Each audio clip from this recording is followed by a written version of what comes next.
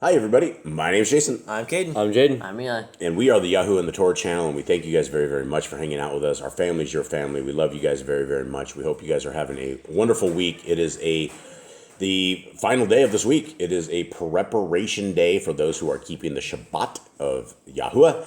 And for those who are not, I encourage you guys to keep the Shabbat of YHWH. It is a wonderful, wonderful time. It is a day of rest. It is a time that we are called out, and it is actually the mark of the people who are the people of our Creator. And so we are the people who believe that Genesis, Exodus, Leviticus, Numbers, and Deuteronomy stand the test of time. We call it the Torah, the way forward. And we believe that the laws, statutes, and commandments that you find within Genesis, Exodus, Leviticus, Numbers, and Deuteronomy are blessings for your life, are things that are not outdated, are things that will enhance everything that you do, and it will bring you closer to the kingdom walk and getting closer to our Creator. And you will not find our Creator in a 501c3 church. You will not find our Creator in a man-made religion. You will not find our Creator anywhere. You will find Him in the Word of Him, in the Torah. And everything outside of that, all these 65,000 other religions that are out there, are garbage. And they are useless, and they are contrary to the actual Word of our Creator. Gentlemen, how you guys doing? Good. You guys ready for this? Yep. You guys ready for the words of our Messiah? And guys, what we're reading stuff that has never ever been really published in the world. It's been published here and there, but it's been hidden. It's been hidden so much that most people have never ever heard this. And so these are part of scriptures. These are part of things that for whatever reason did not get included. And these are the words that we desperately need to hear, because a lot of us don't understand exactly what our Messiah is and how he was. And this will help us on all these avenues and understand how he is and the heart of our Creator. Okay, YHWH then went by boat, and where he landed, there was a man who lived in a deserted tomb, because he was tormented by an intrusion from the kingdom of the dark Ruach. Attempts had been made to confine him in fetters, but because of the strength unnaturally given, he easily escaped. Day and night he would shriek among the tombs and upon the hillside, terrifying people and often injuring himself by falling.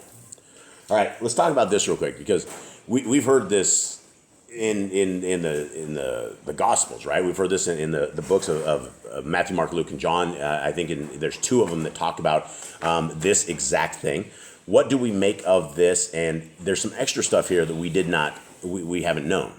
What do you guys make of this? So he's sitting there screaming. He's like, not only that, but he's like screaming all night long, like messing with the people. Yeah. We've heard this story before where the YHWH guys, like, they can't chain him. He just keeps like coming back out of the city, and everyone's like, we can't get rid of this guy. And we knew he was super strong before, but we didn't know why he was super strong. And now there's something about possibly that the spirits of darkness, right? It talks about the kingdom of the dark Ruach. That potentially gives people unnatural strength. And so there's something to be said here, and understanding exactly what these demons do to people.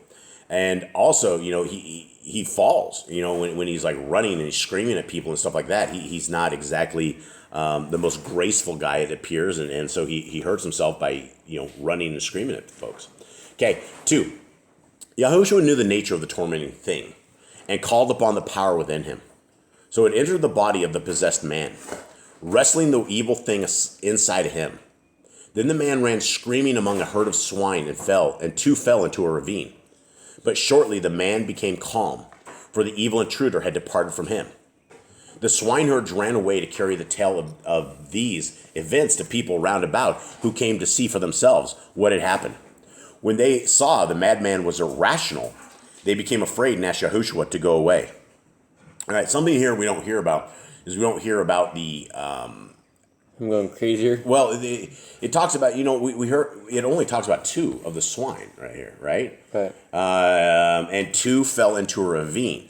The story that we have in the Gospels is that it was a herd of swine. Well, it doesn't have to be like all the pigs are possessed. It can just be 1 or 2 and they all follow. No, that's true. Right. Yeah, that is absolutely true. So continuing on in 4, when YHWH was preparing to depart, the man who had been cured begged to go along with him. But YHWH said, "No, you remain here and bear witness for me." The man spread the tale of what had been done for him through all the free cities, for he received much silver in the marketplaces. All right, what do you guys make of that last part? This guy received much They're silver. probably paying him so he'd leave him alone. Like, here, take some money, please leave him alone. You think? Probably. Or maybe they're just paying him for telling the story. Yeah, telling the tale. I don't know. Yeah, maybe he just heard about it and people paid him money. Weird. Okay, 5. Coming close to another town on the seashore where a crowd was gathered to him, Yahushua saw Mattiyahu seated where dues were collected, and he said unto him, "Are you ready to follow me?" For he had spoken with Mattiyahu before. Mattiyahu replied, "I am ready, but first come and eat with me." So that makes a lot of sense. He talked to them before because in the gospel, she's like, "Hey, come with me." They're like, "All right, cool." They're like, "Wow, these should just give it up. Wow, these are just Yeah, faithful." we didn't understand it. We don't have all of the story out there. We were like, he goes out to the boats, come and follow me, and that we, for all we know, that from the story that we have, they just jumped out and went and left their boats. In other versions of it, now we have heard that they put their boats with other guys who wanted to, control the boats for a little while. And so this was interesting. We have Mattiyahu, and he's already talked to him, right? And so this is something definitely new. 6. When Yahushua arrived at Mattiyahu's house, he found other tax gatherers had assembled there, with many others who did not observe the Torah of Moshe, which are in the holy books of the Yahudim. Okay, so right here, it talks about the holy books, and there's another thing in here I don't quite know, because he's talking also the books of wisdom. Do you guys think the holy books and the books of wisdom are the same thing? I don't think so. You think it's different? I think wisdom could be Proverbs. Yeah, well, he talks clearly about the holy books and the books of wisdom. And so it seems like there's two different things. So I'm curious as to what that is. Okay, so The books of wisdom, I don't know if we have those books. I know we have the books of the holy books. I don't know if we have the books of wisdom. I think the books of wisdom are like Isaiah. I think it's called the prophets. yeah, I don't Because know. he talks about reading he said that he was reading it in one of them, and I don't remember. Yes, at one of yeah. the synagogues. Right, yeah. yes, Yahoo, who was doing But it I for don't remember if Isaiah. he named it like a holy book or anything like that. Yeah, I don't know. Okay, 7. While eating, Yahushua said, "No man of himself can know right from wrong. For what is right in one man's eyes may be wrong in another's. Therefore strife arises among them. Only when men accept a single standard of judgment and abide by it can there be peace.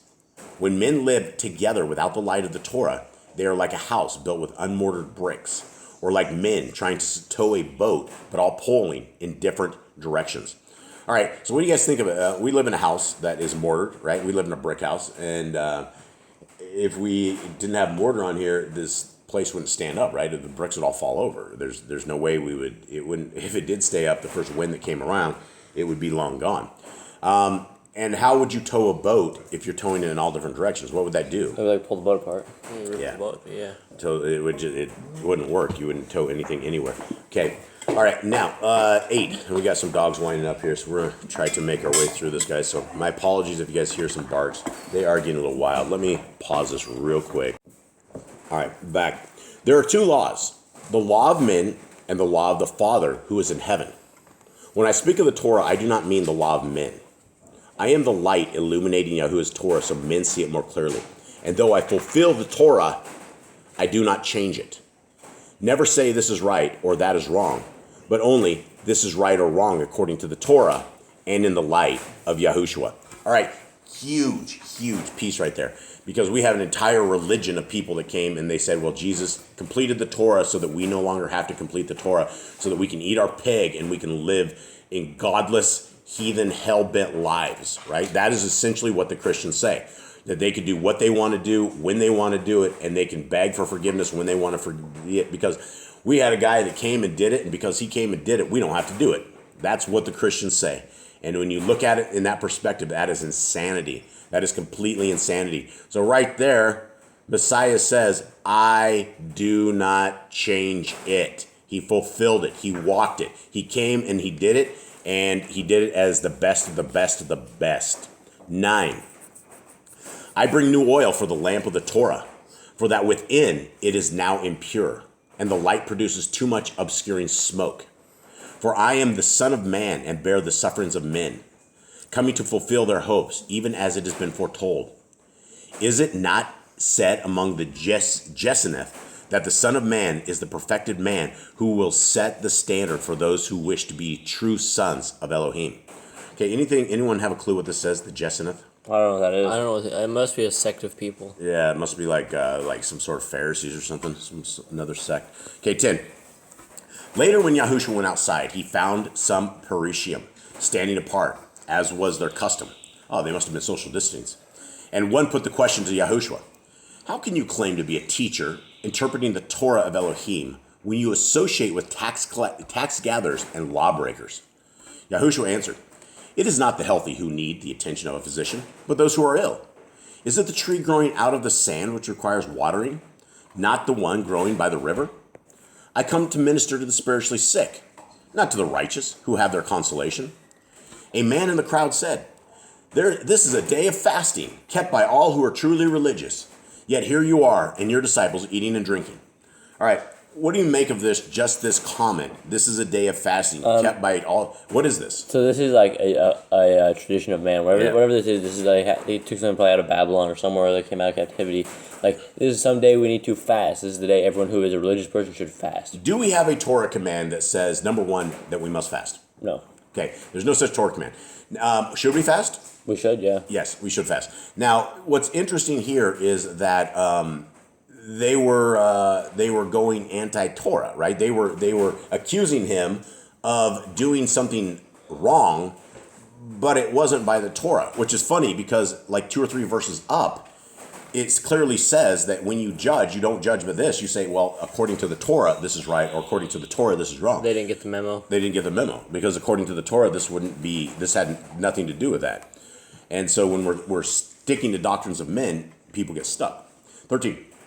Yahushua said, it is unusual for attendants at the bridal shower to deprive. Is it unusual for attendants at the bridal shower to deprive themselves of pleasures while the bridegroom is with them? The answer is no. Soon he will depart, and that is the time for hearts to be heavy. A heart weighed down with cause is a necessary burden, adding neither joy nor benefit to the lives of men.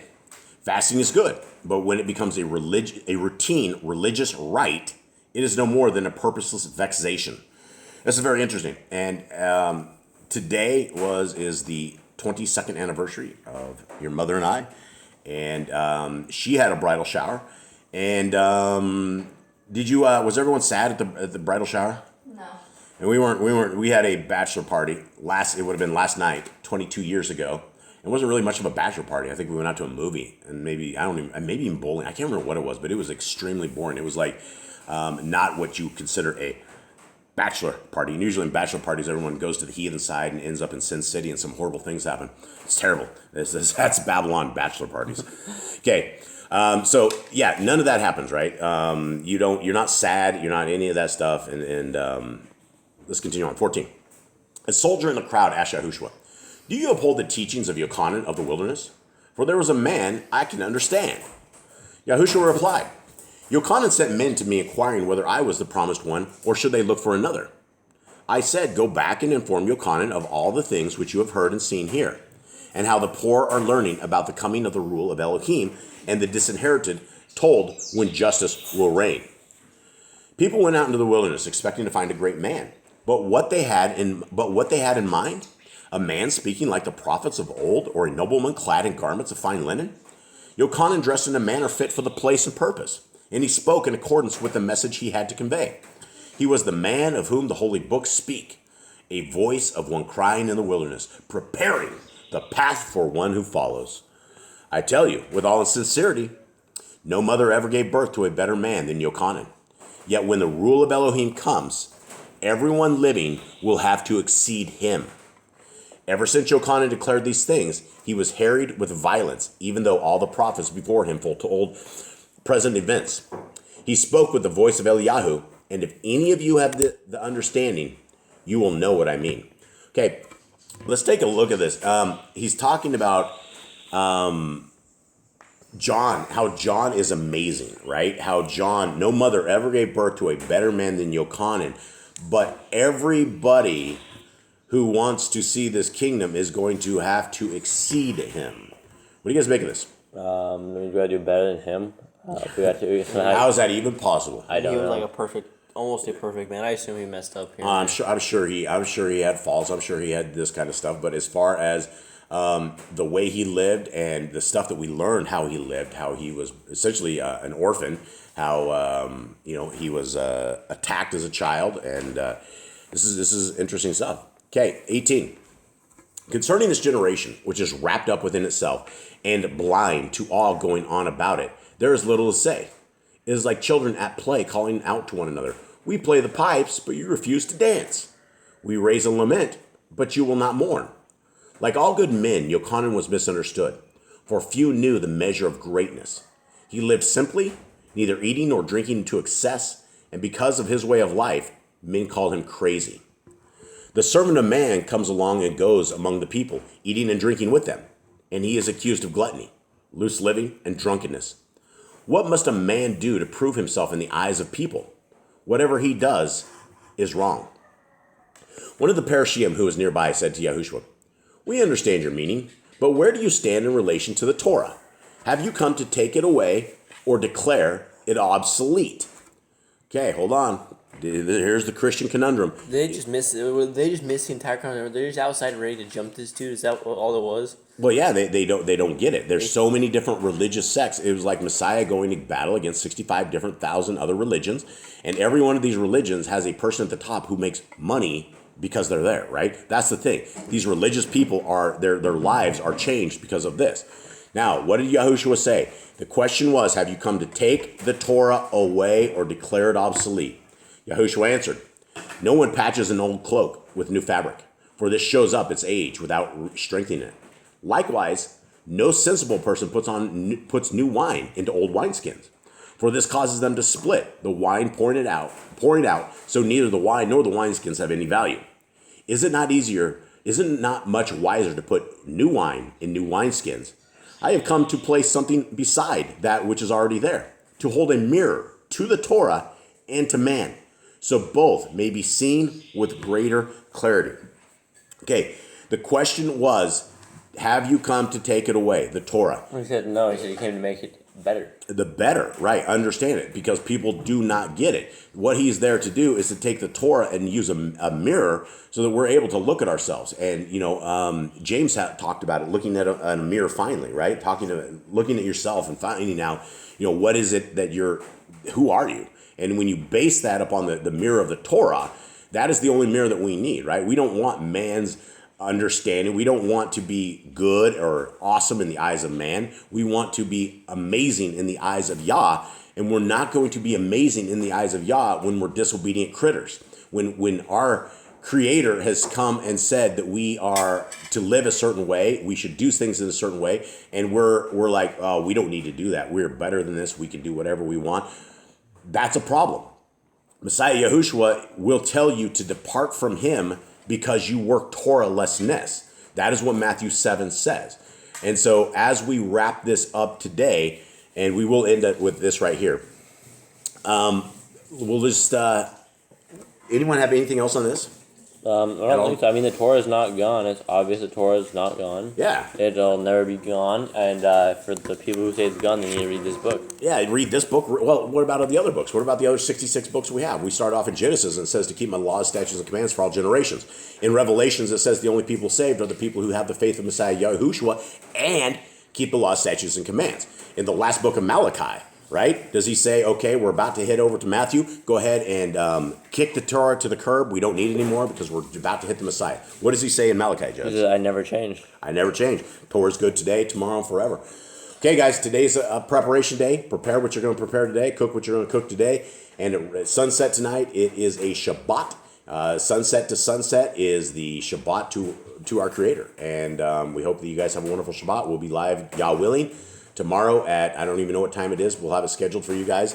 And we hope you guys have a wonderful day. We love y'all and have a good day. All right, Shalom.